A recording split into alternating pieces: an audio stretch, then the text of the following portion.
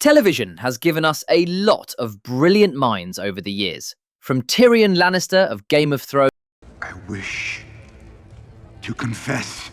I saved this city.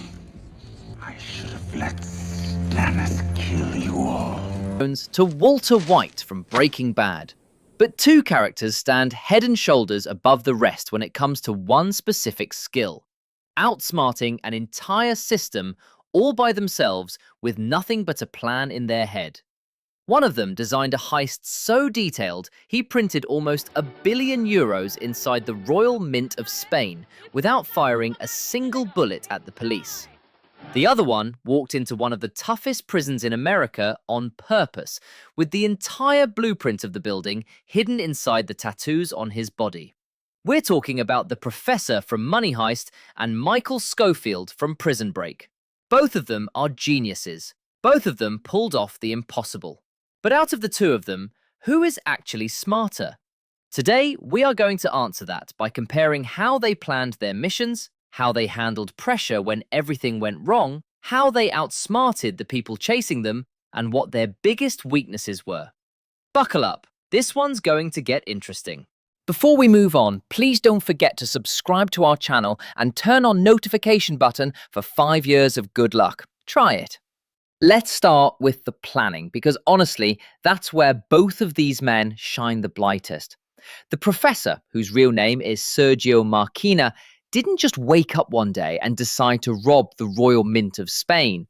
This plan was actually his father's dream. When Sergio was a sick child stuck in a hospital bed, his father, Jesus, would sit next to him and tell him stories about robbing banks.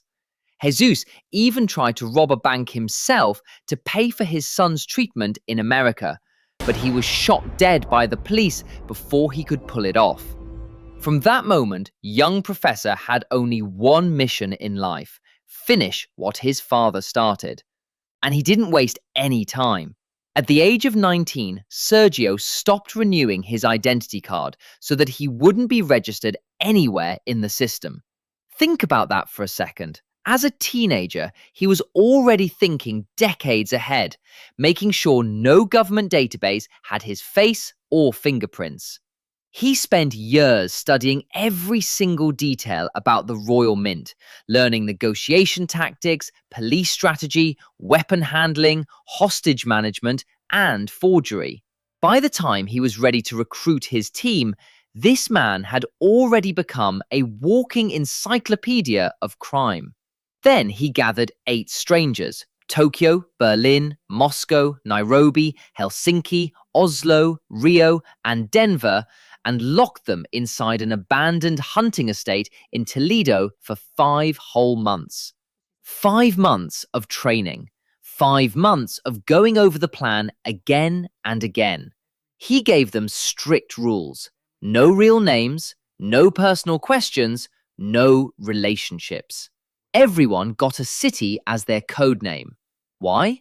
Because if anyone got caught, they couldn't snitch on someone whose real name they didn't even know. The Professor's plan wasn't just one plan. It was a plan with 1,000 backup plans inside it. He had a plan for if the police tried to enter the building, called the Valencia Plan. He had a plan for getting the public on his side, called the Cameroon Plan. He even chose the exact day of the heist, October 21st, 2016, because that was the day Brighton College was visiting the Royal Mint.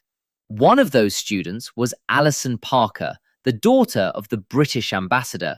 Having her as a hostage gave him diplomatic leverage with the police. The man literally picked the date based on a school field trip schedule.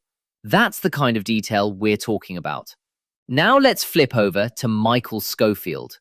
Michael's planning is honestly on another level, because he wasn't planning a robbery. He was planning to break into a maximum security prison and break his innocent brother out before his execution date. Michael was a structural engineer who worked at Middleton, Maxwell and Shawm, the architecture firm that had access to Fox River State Penitentiary's blueprints. So step 1, he memorized those blueprints. every cell, every tunnel, every pipe, every electrical line. Step 2, he turned that information into a tattoo. 24 separate tattoo designs were inked onto his body, and together they formed the complete map of the prison and the plan to escape it. But this wasn't just a tattoo for show. Every single piece of it had a meaning. There was a tattoo of Alan Schweitzer, which had the exact model of bolt he needed to grind down into a tool to unscrew the toilet in his cell. There was a tattoo that read cute poison, which was actually a chemical formula, phosphoric acid, that he needed to dissolve a metal sewage cover. There was even a tattoo with the words Bolshoi booze written backwards, and when you held it up to a mirror, the letters formed GPS coordinates leading to the Texas-Mexico border, where he and his brother would escape into Mexico. There was a tattoo of playing cards that hid the phone number of his fake wife, Nika.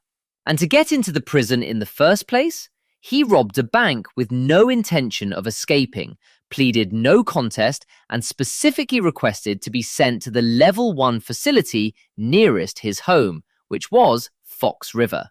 He even buried fake passports, money, mobile phones, and a change of clothes inside a tomb in a cemetery in Oswego, Illinois, before he ever stepped foot inside Fox River. That's how far in advance he was planning his exit. So who plans better? This is honestly tough. The professor's plan covers more people and more ground. 8 robbers, 67 hostages, a whole police force outside, and a global audience watching on TV.